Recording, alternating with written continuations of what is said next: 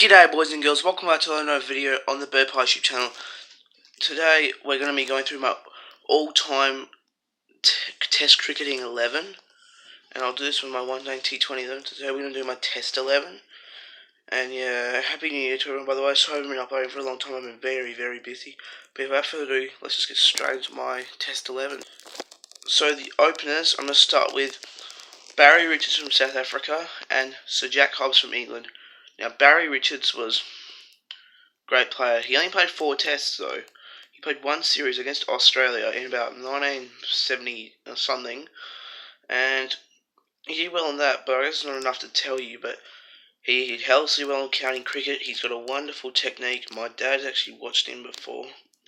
He's very good. And I know he hasn't played many tests, but I'm just going on how many tests he's played, but other things as well. So that's why I'm going to put Barry Richards at the top of my order.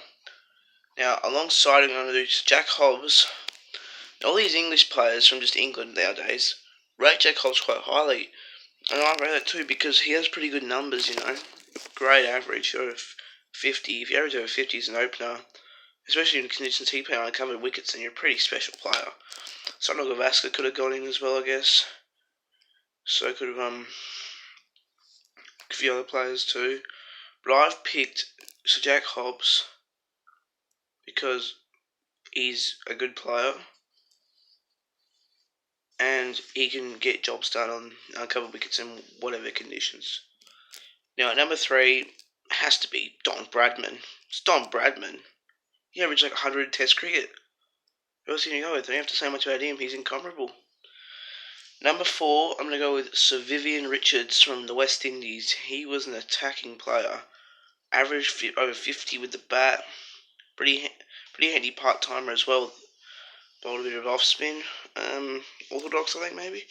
And yeah, he was not too bad of a player. He, big dasher. Ask anyone who played him, Imran Khan, bloody Ian Botham, Dennis Lilly, someone like that. And also, he's just a dasher of the ball. He would just hit 6 of the days. And at his time, they had a chance to, they had the opportunity to wear helmets, but he didn't want to wear one. He hooked, which was right at his head without helmets, which is very impressive, you know. So that's why I'm going to Vivian Richards at number 4. And number 5 is going to be my captain, Sir Garfield Sobers.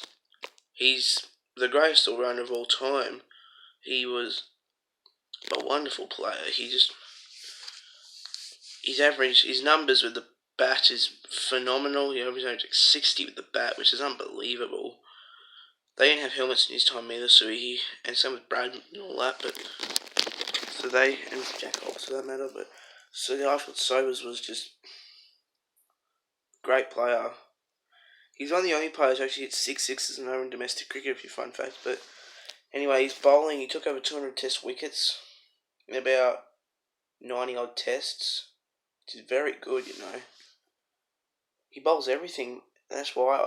That's another reason I put him, because he bowls everything. He bowls pace, seam up, left arm Chinaman, and left arm orthodox. He's a very capable batsman, and yeah, he's going to be my number 5. Number 6 is going to be my wicketkeeper, Adam Gilchrist.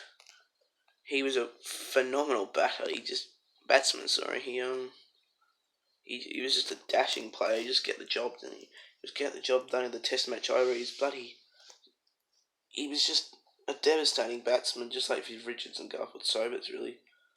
So he's been promoted to number 6, and he was a wonderful wicketkeeper as well. But he's promoted to number 6, and number 7 I have my other all-rounder, Gilchrist.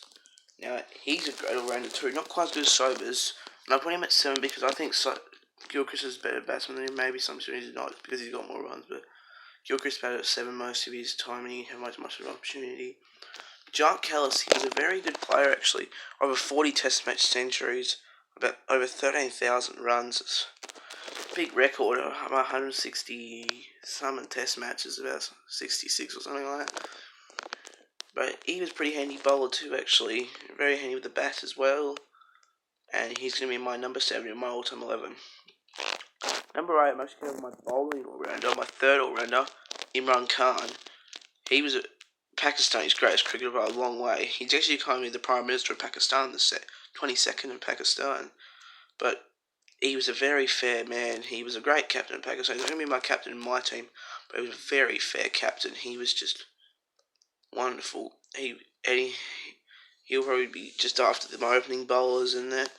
But he was a very handy batsman. He averaged about 38 with the bat and averaged about 23 with the ball, which is just unbelievable. So he's got to be my number 8 in my all-time 11. Now, number 9, I'm going to do the greatest spinner of all time, Shane Warne.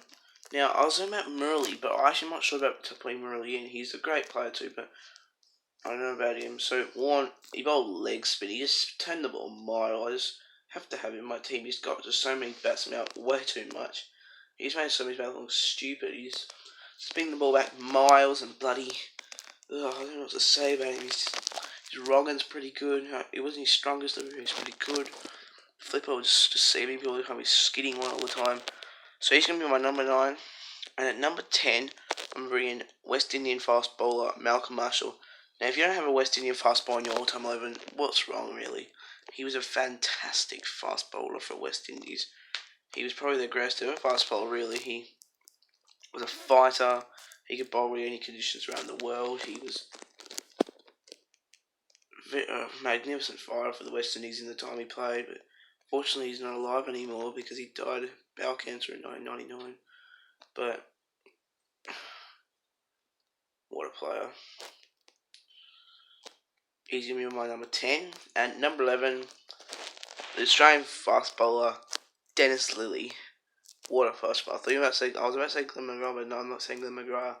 Dennis Lilly's got better numbers. He's a better test bowler.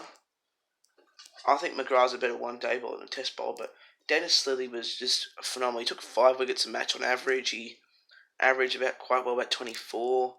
He's not a great batsman, but he's in for his bowling. He will open the bowling with Marshall, being absolute hostile at the top, gets the opening batsman. He just kept fighting as well, really. He had stress factor in his back, and he just kept bowling and bowling and bowling and just wouldn't stop.